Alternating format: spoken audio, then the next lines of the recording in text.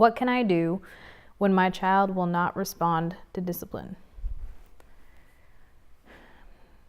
Too often, we associate the word discipline with the word punishment. And in reality, the root word of discipline is actually a word that means to guide or to teach. So when we're thinking about, is our child responding to the discipline that we're trying, the discipline techniques, we want to make sure that what we're talking about is our child learning, or is our child following the guidance that we are trying to put before them? Not the punishments that I'm putting forth are not getting to my child, so I need to figure out something that hurts more. So when you have a child who is not responding to some of the guiding and teaching techniques that you're trying, it's one of the most important things is to be aware of how their brain might be functioning at that time.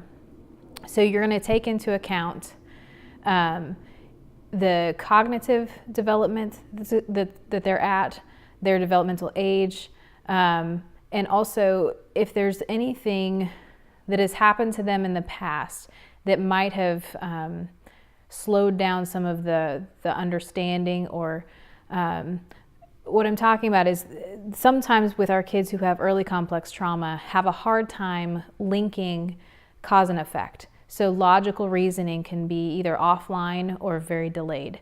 So when you have traditional discipline where you are trying to help them understand that when you do behavior A and B happens, a consequence of some kind, whether it's a punishment or a natural consequence, then the goal is that when B happens, it should relate back to A, and you should not want to do A again. But when we have a child who's had some early complex trauma, and that part of their brain is not fully functioning or not highly functioning, then that bridge between B to A doesn't happen. So instead, A happens, so their behavior happens. We somehow encourage B to happen, a consequence of some sort. And when there's no bridge, then the focus goes deeper to the attachment, the relationship. So B becomes, now you have hurt me. What you're doing, the punishment or the consequence of some sort, focuses back on our relationship instead of it being what they did or the behavior that they did.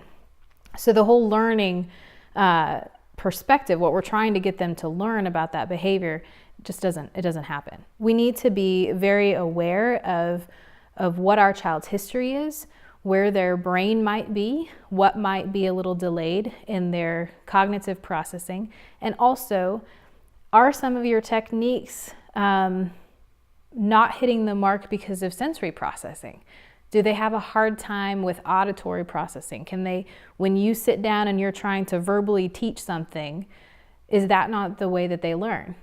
So when the words are coming to them, they might be looking at you and responding, but then the behavior doesn't change. And so it feels like they're not responding to the discipline. When in reality, a lot of it is that they have every desire to and want to learn what you're trying to teach them. But the auditory processing is not fully functioning. So what is coming in is not being modulated or understood and changing the way that they behave in their environment. There could also be all other kinds of sensory processing going on. Maybe the original behavior that you're trying to change was a reaction to defend or protect themselves from too much sensory input. But they don't have the words to be able to tell you that that's why they did that.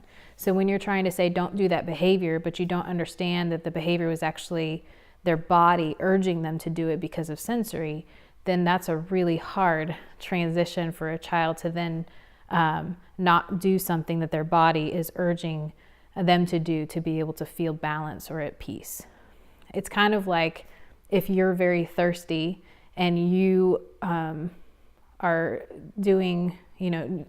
running some kind of behavior to get yourself to water, it's like you're saying that behavior is not okay, you can't run. So even not taking into account that your body needs water. Another aspect of when a child appears to be struggling to be responsive to your discipline efforts or your guidance efforts, is to remember to be mindful and aware of how you're giving them. So just similar to when we have talked about being able to be mindful of how you are when your child is trying to transition into sleep. So when you're anxious or stressful or angry, then that can translate into their little body that then won't allow them to be able to rest and go to sleep. It's the same thing for discipline and guidance as well.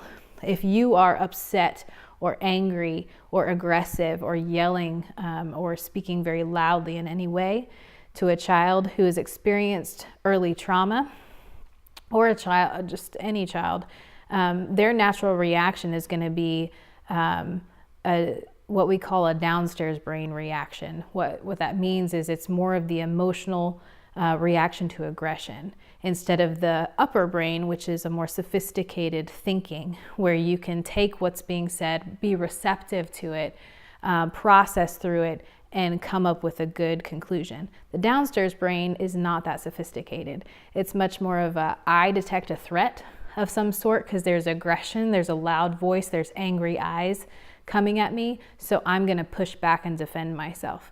And that is not optimal learning environment in the brain for our child. So what to do then is just to be mindful of yourself, do what you need to do to be able to be in a calm place. So when you are giving this discipline or this guidance or this teaching, you're giving it in a way to where the child can be receptive and can actually take the information into their mind, process it, think about it, and even start working it out and start actively doing the better behavior, what would be right in that situation.